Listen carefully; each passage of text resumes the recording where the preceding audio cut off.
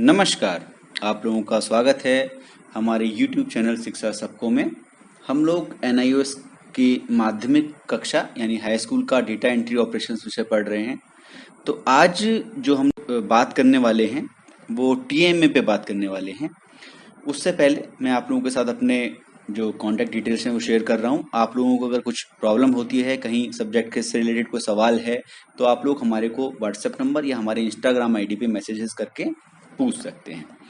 आज हम लोग, जैसे मैंने बात की थी कि आज हम लोग बात करेंगे TMA की, ट्यूटर मार्क असाइनमेंट जिसको बोलते हैं। ठीक है, तो जो ये TMA होता है इसका भी एक बहुत महत्वपूर्ण स्थान है। इसके करीब आपको 20 नंबर मिलते हैं एग्ज़ाम में। जो आपका फाइनल जो रिजल्ट बनता है उसमें 20 नंबर TMA के भी जुड़ते हैं।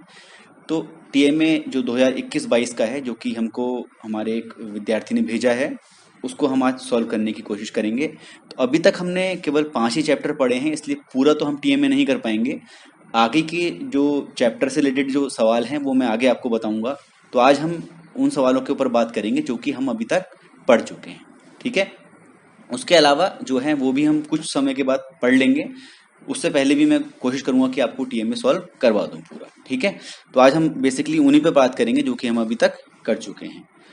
तो सबसे पहला जो सवाल आया है TMA में वो है, पहला जो सवाल है उसमें है कि एक कंप्यूटर की भाषा और उसके वर्गीकरण पर नोट लिखना है। मतलब जो कंप्यूटर लैंग्वेजेस क्या होती हैं और कितने टाइप की होती हैं, उनका क्लासिफिकेशन कैसे होता है, ठीक है ना, उस पर नोट लिखना है। अब ये आपको देख रहे होंगे केवल 2 नंबर का एक सवाल है, तो इसमें आपको बहुत ज़्यादा लिखने की ज़रूरत नहीं है।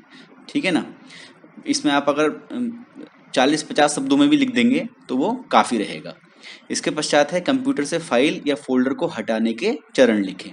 तो इनकी बात एक एक करके कर लेते हैं। सबसे पहले बात करते हैं कंप्यूटर भाषा और उसके वर्गीकरण पर नोट लिखने की। तो हमने कंप्यूटर की भाषा के बारे में पढ़ा था कि जिस जिस तरीके से हम लोग अंग्रेजी, हिंदी, उर्दू ये सब चीज़ें पढ़ते हैं, इनके अपने ग्रामर के रूल्स होते हैं।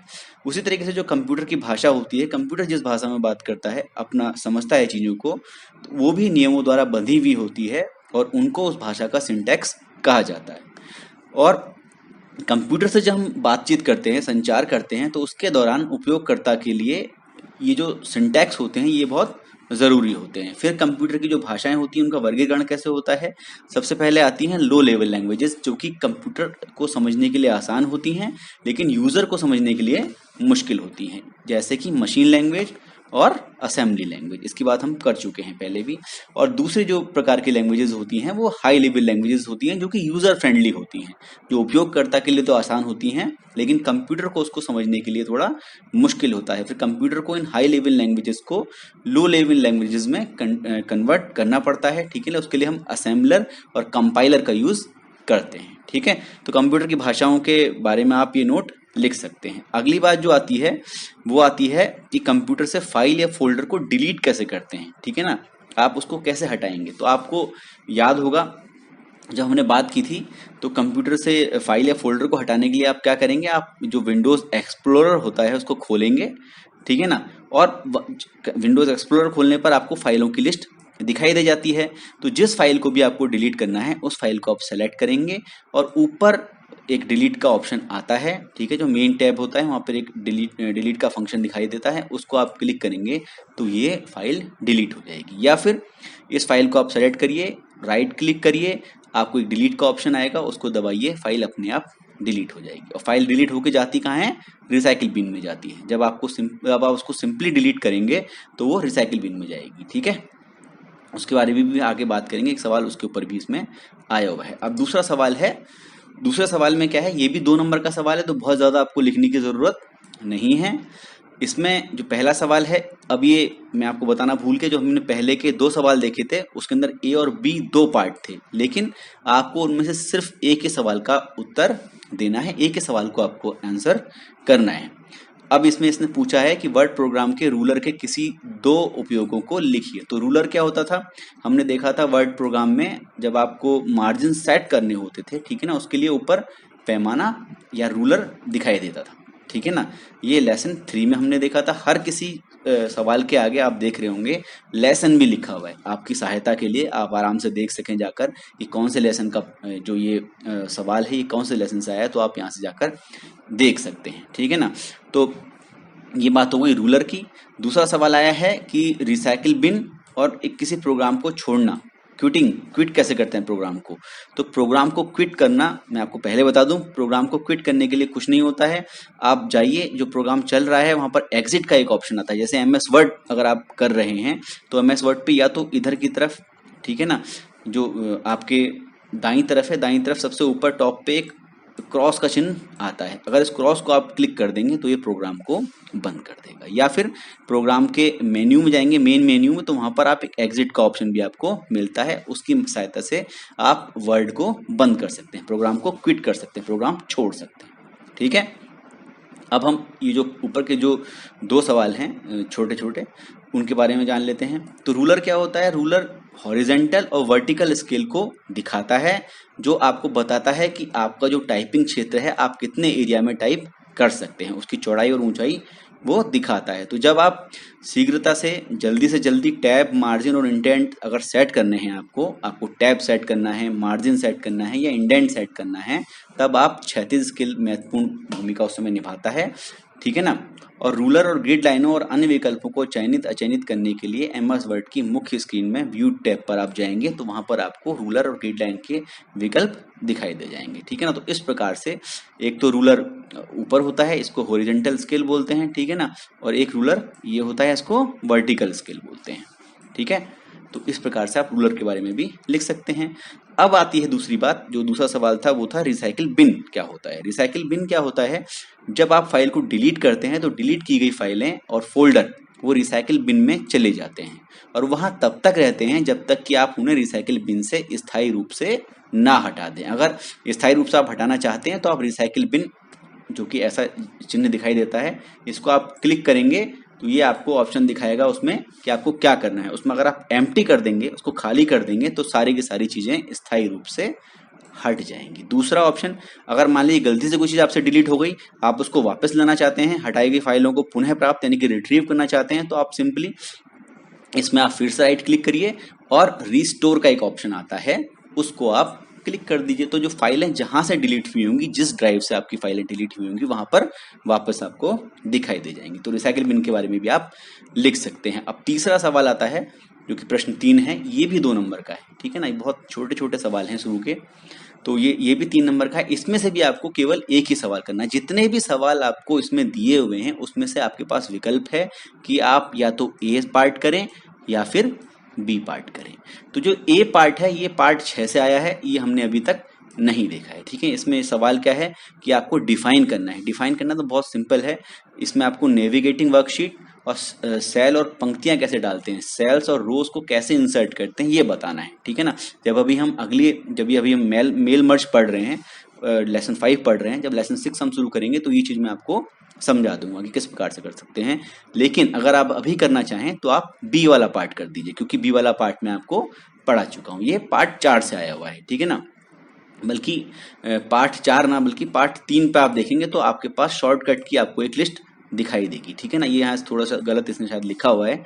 पार्ट 3 के लास्ट में आप देखेंगे तो पूरी आपको एक शॉर्टकट की लिस्ट दी हुई है। ठीक है ना, तो ये क्या पूछ रहा है कि इसके लिए क्या शॉर्टकट्स होंगे। ठीक है ना, तो शॉर्टकट एक पूरा शब्द को सेलेक्ट करने के लिए क्या, अच्छा तो अगर आपको एक पूरा शब्द सेलेक्ट करना होता है तो आपको डबल क्लिक करना होता है। ठीक है ना, क्या करना पड़ेगा आपको, वर्ड के ऊपर जाकर डबल क्लिक करेंगे तो आपका वो शब्द सेलेक्ट हो जाएगा।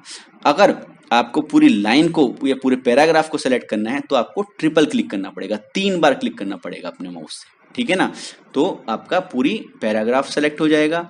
अगला सवाल है कि अगर आपको काटना है, ठीक है ना, कोई भी जो टेक्स्ट है उसको कट करना है, पार्ट को काटना है, तो आपको कंट्रोल, पहले आप उसको सेलेक्ट कर लीजिए जो टेक्स्ट आपको काटना है, फिर आप उसको कंट्रोल एक्स अगर आप दबाएंगे, कंट्रोल प्लस एक्स का मतलब है कंट्रोल के साथ आप एक्स भी एक साथ दबा रहे हैं, तो कंट्रोल एक्स से वो कट हो जाएगा। अगला सवाल है कि दस्तावेज का मुद्रण कैसे करेंगे, मतलब प्रिंट कैसे करेंगे डॉक्यूमेंट को। तो डॉक्यूमेंट को प्रिंट करने के लिए पी से शुरू होता है प्रिंटिंग, तो कंट्रोल पी आप दबाएंगे, कंट्रोल के साथ पी दबाएंगे तो आपको कमांड आ जाएगी, प्रिंट कमांड आप दे सकते हैं कंट्रोल पी का यूज करके। ठीक है, तो ये थे कीबोर्ड शॉर्टकट्स की बात। आगे अब जो अगला सवाल है वो है चौथा सवाल, जिसमें कि इसने पूछा है ये सवाल मैं आपको अभी नहीं बता पाऊंगा क्योंकि हम इस सवाल को भी नहीं कर पाए। हालांकि आप इसको करके देखिएगा, अगर आपको नहीं समझ में आएगा तो आप मेरे से एक बार फिर पूछिएगा। इसमें वर्कबुक के लिए पासवर्ड सेट करने की बात कह रहा है। तो जैसे हम अभी वर्ड में काम कर रहे हैं, वैसे ही हम जब चैप्टर 6 पढ़ेंगे तो हम एमएक्स एक्सेल के बारे में बात करेंगे, माइक्रोसॉफ्ट एक्सेल के बारे में बात करेंगे। तो जैसे हमने वर्ड में पासवर्ड सेट किया था कि अगर आप पासवर्ड सेट कर देंगे तो वर्ड के डॉक्यूमेंट को कोई दूसरा आदमी उसको चेंज नहीं कर पाएगा। तो वही सीधा सीधा प्रोसेस आपको वर्कबुक के अंदर पासवर्ड सेट करने के लिए भी करना होता है। एक बार आप खुद करके देखिए, आपको समझ में आ जाएगा कि ऐसे किस प्रकार से आप पासवर्ड सेट कर सकते हैं, और उसी के स्टेप्स आपको यहाँ पर लिखने हैं। इसके आंसर में आपको पासवर्ड सेट करने के लिए स्टेप्स लिखने हैं, ठीक है ना। अगला सवाल है कि चार्ट के किसी 5 घटकों को संक्षेप में समझाइए। तो आपको जो 5 कंपोनेंट हैं चार्ट के, जो चार्ट होता है, चार्ट की मदद से आप जो डेटा है उसको समझा सकते हैं, ठीक है ना, आसानी से समझा सकते हैं। तो चार्ट जो है, चार्ट को आप जो डेटा है उसको प्रेजेंट करने के लिए, उसकी प्रस्तुतिकरण के लिए यूज करते हैं। इसके बारे में भी डिटेल में आपको पार्ट 8 में दिखाऊंगा, ठीक है ना, 8 में बताऊंगा कैसे होता है। तो इसको भी अगर आप एक बार अपने आप कोशिश करके देखिए, आप इसका आंसर किताब से करके और उसकी फोटो खींच के जो आप करेंगे वो मेरे को भेजिएगा। मैं आपको उसको सही, अगर आपका सही होगा तो ठीक है, नहीं तो अगर उसमें कोई करेक्शन होगा तो मैं आपको सजेस्ट कर दूंगा, ठीक है ना। आप मुझे भेज सकते हैं। इसके पश्चात है प्रश्न 5, ठीक है ना। तो 5वां प्रश्न का जो पहला भाग है, इसमें से भी एक ही भाग करना है। केवल आपको हर जो जितने भी सवाल हम देखते जा रहे हैं, केवल उसमें से एक ही प्रश्न का आपको उत्तर देना है, ठीक है ना। ऐसे 5 है, 5 के भी 2 पार्ट हैं, ए और बी। ए और बी में से आपको आइदर ए और बी का आंसर आपको देना है। तो ए का जो सवाल है वो तो पार्ट 9 से है, ये हम अभी नहीं कर पाएंगे। इसमें करना क्या है, आपको जो स्लाइड्स होती हैं, ठीक है ना, उसमें तस्वीर को बिंदु के रूप में कैसे डालेंगे आप, ठीक है ना, आपको पिक्चर वाले बुलेट्स कैसे डालेंगे स्लाइड्स में। जो मैं अभी आपको पढ़ाता हूँ, ये सब स्लाइड से पढ़ाता हूँ। तो स्लाइड के अंदर पिक्चर बुलेट का आप यूज कैसे कर सकते हैं वो आपको इसके अंदर बताना है, उसके स्टेप्स लिखने हैं। दूसरा सवाल है जो बी पार्ट है, जो कि मैं आपको बता देता हूं क्योंकि हम इसको पढ़ चुके हैं, पार्ट 4 में हमने ये देख रखा है। तो इसमें आपको क्या करना है, आपको सिंपली डेस्कटॉप पर खेल दिवस नाम के साथ एक दस्तावेज को सहेजना है, उसको सेव करना है। तो उसके लिए आप क्या यूज करेंगे, उसके लिए आप सेव एज का यूज करेंगे। आपने डॉक्यूमेंट बनाया, ठीक है ना। बेसिकली क्या है कि स्कूल के लिए कोई एक प्रतियोगिता हो रही है, कंपटीशन हो रही है, जहाँ पे कि छात्रों को स्टूडेंट जो स्कूल की स्टूडेंट कमेटी है उसके लिए ब्रोशर डिजाइन करना है, ठीक है ना, एक ब्रोशर बनाना है। तो बैनर पर जोड़े जाने वाले निम्नलिखित विकल्प से छात्रों की मदद करें। तो आपको मदद करनी है छात्रों की, ठीक है ना, उनको बताना है कि किस प्रकार से वो एमएस वर्ड की सहायता से ये ब्रोशर बना सकते हैं। सबसे पहला काम है डेस्कटॉप पर खेल दिवस के नाम से दस्तावेज को सहेजना। तो आप सेव एस का यूज करके दस्तावेज को सहेज सकते हैं। ये मैं आपको पूरा जो सवाल है अभी आगे वीडियो में दिखाने वाला हूँ, ठीक है ना। इस सवाल को मैं आपको दिखा देता हूँ, और ये सवाल 4 नंबर का है, ठीक है ना। आपको ए या बी में से एक पार्ट करना है, अब ये वाला बी वाला पार्ट कर दीजिएगा। तो आप इसको सिंपली यहाँ पे लिख सकते हैं कि हम सेव एस के कमांड का यूज करके खेल दिवस यानी कि स्पोर्ट्स डे के नाम से डेस्कटॉप पर, अब जब आप सेव एस करेंगे तो आप जो लोकेशन होगी वो डेस्कटॉप की चुनेंगे, मैं भी आपको दिखाऊंगा आगे। अगला है पृष्ठ, दस्तावेज में पृष्ठ सीमा जोड़ें। पृष्ठ सीमा बोलते हैं बॉर्डर को। बॉर्डर मतलब जो पेज है उसके चारों ओर एक लाइन आपने खींच दी, बॉर्डर बना दिया, उसका सीमा बना दी उसकी, ठीक है ना। तो वो कैसे इंसर्ट करेंगे, वो डिजाइन में जाके पेज बॉर्डर का विकल्प आता है, वहां से आप ऐड कर सकते हैं, बहुत सिंपल है। ऐसे ही अगर पृष्ठ की पृष्ठभूमि आपको जोड़नी है, मतलब उसमें रंग जोड़ना है, कोई कलर करना है, add colour to background of the page, तो उसके लिए भी आपका क्या होता है, आपके पास डिजाइन के अंदर ऑप्शन आता है पेज कलर का, वहां से आप पेज को कलर कर सकते हैं। फिर set the margin to 0.4 inch आपको मार्जिन करना है। तो वो कैसे होगा वो भी मैं आपको आगे बताऊंगा। हाशिए को 0.4 पर कैसे सेट करना है वो भी बता देते हैं। इसे अब आपको पेज को सुंदर बनाने के लिए, जो आप बना रहे हैं, जो भी डॉक्यूमेंट बना रहे हैं, जो भी ब्रोशर बना रहे हैं, उसके लिए इंटरनेट से आप जो इमेजेस हैं वो कैसे जोड़ेंगे, ये भी हम अभी देखेंगे, ठीक है ना। इसके अंदर भी आपको इंसर्ट वाला ऑप्शन होता है, उसमें आप पिक्चर में जाएंगे, फिर आप ऑनलाइन पिक्चर्स में जा सकते हैं, या फिर अगर आपके पास वर्ड का पुराना वर्जन है तो उसके अंदर आप क्लिप आर्ट में जा सकते हैं, ठीक है ना। क्लिप आर्ट मैंने आपको एक सवाल के उत्तर में बताया भी था, जब हमने महत्वपूर्ण प्रश्नों की चर्चा की थी तब हमने क्लिप आर्ट के बारे में भी बात की थी। ठीक है ना। तो जो प्रश्न 5 है इसको मैं आपको प्रश्न 5 का जो बी पार्ट है उसको मैं आपको वीडियो की सहायता से समझा रहा हूँ। तो ये एक डॉक्यूमेंट है पहले से ही दिया हुआ। ठीक है ना। तो इसमें मैंने क्या कर रखा है, ये स्पोर्ट्स डे के बारे में कुछ लिख रखा है। अब मैं जाऊंगा इसको सेव एज करना है मुझे। ठीक है ना। सेव एज हमको कैसे करना है, सेव एज करना है हमको किस तरीके से, आप जाइए और डेस्कटॉप का मैंने चुनाव किया और स्पोर्ट्स डे नाम उसका फाइल का रख दिया और उसको सेव कर दिया। सेव करने के बाद मैं आप देख सकते हैं जो डेस्कटॉप है वहां पर ये स्पोर्ट्स डे के नाम से फाइल आ गई है। ठीक है ना। और यहाँ पर इस फाइल का नाम ऊपर भी स्पोर्ट्स डे दिखा रहा है। दूसरा काम क्या था, बॉर्डर जोड़ना। ठीक है ना। तो पेज बॉर्डर के लिए मुझे कहाँ जाना होगा, मुझे डिजाइन वाले सेक्शन में जाना होगा।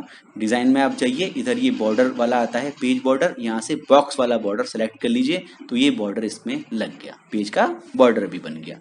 ठीक है ना। अब दूसरी बात है कलर की। तो कलर आप यहाँ से जाइए पेज कलर पे, कलर कोई भी इसमें से सेट कर लीजिए। मैंने हल्का नीला कलर सेट कर लिया। ठीक है ना। तो ये हल्का नीला हो गया है। अब मुझे बात है मार्जिन को सेट करने की। तो आप पेज लेआउट पर जाइए, पेज लेआउट पर आपको मार्जिन का ऑप्शन मिलता है। यहाँ से कस्टम मार्जिन चुनिए क्योंकि मेरे आपको एक पर्टिकुलर मार्जिन देना है। यहाँ से टॉप का 0.4 कर दीजिए, लेफ्ट का भी 0.4 कर दीजिए, बॉटम का भी 0.4 कर दीजिए। ये 0.4 इंच है। ठीक है ना। और ऐसे ही राइट का भी 0.4 कर दीजिए और ओके सेलेक्ट करिए। तो अपने आप देखिए जो मार्जिन है सब जगह का सेम हो गया 0.4 इंच। इसके बाद अब मुझे इंसर्ट करनी है इंटरनेट के माध्यम से। ऑनलाइन पिक्चर्स पे आप जाइए, पहले इंसर्ट पे गए, पिक्चर्स पे गए, ऑनलाइन पिक्चर्स पे गए। यहाँ इमेज आपने सर्च कर ली स्पोर्ट्स के नाम से। स्पोर्ट्स के नाम से जैसे आपने सर्च की तो आपको कई सारी पिक्चर्स में दिखाई देगी जो आपको पसंद आ रही है। जैसे मान लीजिए मैंने रैंडमली ये वाली पिक्चर सेलेक्ट कर ली। ठीक है ना। तो ये पिक्चर यहाँ पर इंसर्ट हो जाएगी। ये पिक्चर यहाँ इंसर्ट होगी तो आपका ब्रोशर थोड़ा सा और अट्रैक्टिव हो गया। तो इस प्रकार से आप इस सवाल के बारे में लिख सकते हैं, स्टेप बाय स्टेप लिख सकते हैं कि हमने क्या किया था। हम पहले यहाँ गए, फिर हमने ये किया, फिर हमने ये बटन दबाया। ठीक है ना। इसी प्रकार से आपको इसका उत्तर लिखना है। ठीक है ना। तो ये हो गया प्रश्न 5। अब है प्रश्न 6 की बारी। तो प्रश्न 6 और प्रश्न 4 ये दो ऐसे प्रश्न हैं जो कि हमारे द्वारा पढ़े गए पाठों से नहीं है। ये दोनों आपको खुद करने हैं। ठीक है ना। इसमें आप एक बार कोशिश करिएगा, अगर आपको नहीं समझ में आता है, आपको जैसा भी आता है वैसा करिएगा। धीरे धीरे जब मैं आपको पढ़ाता जाऊंगा तो मैं ये चीज़ें आपको बताता जाऊंगा। ठीक है ना। हो सकता है मैं आपको, क्योंकि ये आपको जल्दी सबमिट करना है तो मैं आपको जल्दी इस चीज़ को बता दूं। ठीक है। तो अब नीचे दी गई परियोजनाओं में से एक कोई परियोजना आपको बनानी है। इसमें आपको प्रोजेक्ट बनाना है। क्या बनाना है, प्रोजेक्ट बनाना है। अब प्रोजेक्ट आपका जो बनाना है, एक तो आपको बनाना है MS एक्सेल का यूज करके। इसमें आपको एक्सेल सीट बनानी है एक, और एक बनाना है प्रेजेंटेशन वाला। तो एक्सेल सीट आपको इस प्रकार से, जो ये एक्सेल सीट दे रखी है, ये सारी की सारी एक्सेल सीट आपको MS एक्सेल पर टाइप करनी है। ठीक है ना। ये चीज आपको सिर्फ इतनी टाइप करनी होती है जो दिखा रहा है अंदर। इसमें ABCD ये सब चीजें अपने आप आता है। ये हर किसी कॉलम का नंबर है, ये रो का नंबर होता है। ठीक है ना। तो ये जो सेल्स होते हैं इनके भी इसी प्रकार से नंबर मिल जाते हैं। जैसे ये A अगर कॉलम है और ये 2 है तो इसका हो जाएगा A2। ये जो सेल है इसका नंबर हो गया A2, इसका B2, ये C2, ये D2 और ये E2। ठीक है ना। तो इस प्रकार से आप एक बना लेंगे, शीट बना लेंगे। फिर आप उपरोक्त इसमें लिखा हुआ जो इंस्ट्रक्शंस वो आप करते जाएंगे। Create the above sheet and save the file. आपको शीट बनानी है और फाइल को सेव करना है। तो फाइल को सेव करने का तरीका सेम वैसा ही होता है जैसे कि वर्ड में होता है। ठीक है ना। अगला है सेल E3 में फॉर्मूला लिखना है। फॉर्मूला किस काम आता है, एक्सेल में फॉर्मूले का यूज करके हम बहुत सारी गणितीय जो गणनाएं होती हैं वो कर सकते हैं। ठीक है ना। जैसे कि हमको कहीं गुणा करनी है, भाग करना है, ठीक है ना, वो हम निकाल सकते हैं। जैसे यहाँ इस एग्जाम्पल में ये ग्रोसरी शॉप के बारे में दिया गया है। सोप की 23 क्वांटिटी है इसके पास और उसका एक का रेट है 10 रुपये। तो टोटल कितना हो जाएगा 230। तो इस टोटल वाली जगह पे आप फॉर्मूला लगा देंगे। ठीक है ना। तो सेल E3 ये जो ये मैंने बताया था ना आपको, ये है ई कॉलम है और 3 रो है। तो E3 जो सेल होगा वो ये होगा। तो सेल E3 में फॉर्मूला लिखिए, कुल राशि है क्वांटिटी और गुणा दर। तो जो आपको क्वांटिटी इसमें इसकी गुणा करके निकालना है। ठीक है ना। उसके लिए आपको फॉर्मूला लिखना है, बहुत इजी है। ये आप जब करेंगे तो आपको समझ में आ जाएगा। ऐसे ही अधिकतम क्वांटिटी मुद्रित करने के सेल C3 में फॉर्मूला लिखना है। आपको C3 फॉर्मूला कौन सा है, ये C और 3। C का मतलब हो गया ये और 3 का हो गया ये, ठीक है ना। तो इसके अंदर भी आपको फॉर्मूला लिखना है अधिकतम क्वांटिटी दर्ज करने के लिए, ठीक है ना। आपको मैक्सिमम क्वांटिटी निकालनी है।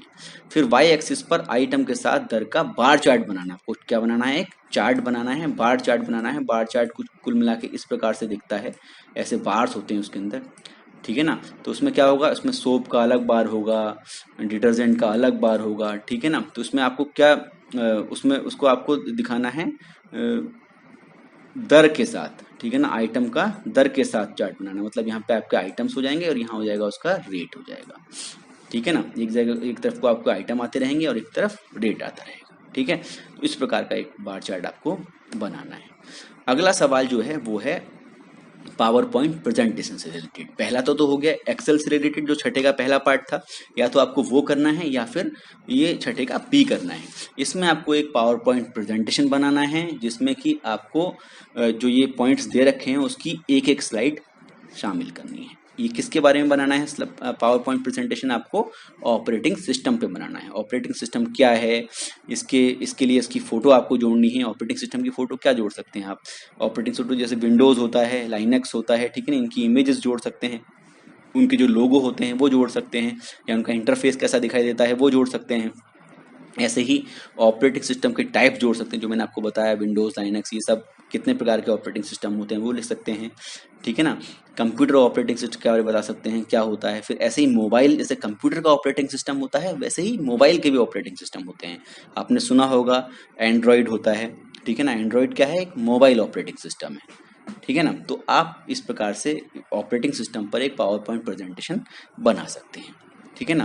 तो ये हो सकता है कि आपको ये जो ऑपरेटिंग सिस्टम पे प्रेजेंटेशन बनानी है, या इसको आपको प्रिंट करके आपको 4 स्लाइड बनेंगी, वो 4 स्लाइड प्रिंट करके आप अपने जो आप अपना बनाएंगे, जो ये टीएमए आप बनाएंगे, सबमिट करेंगे पेजों को, उसके साथ उन 4 पेजों को लगा के दे सकते हैं, ठीक है ना। ऐसा भी कर सकते हैं।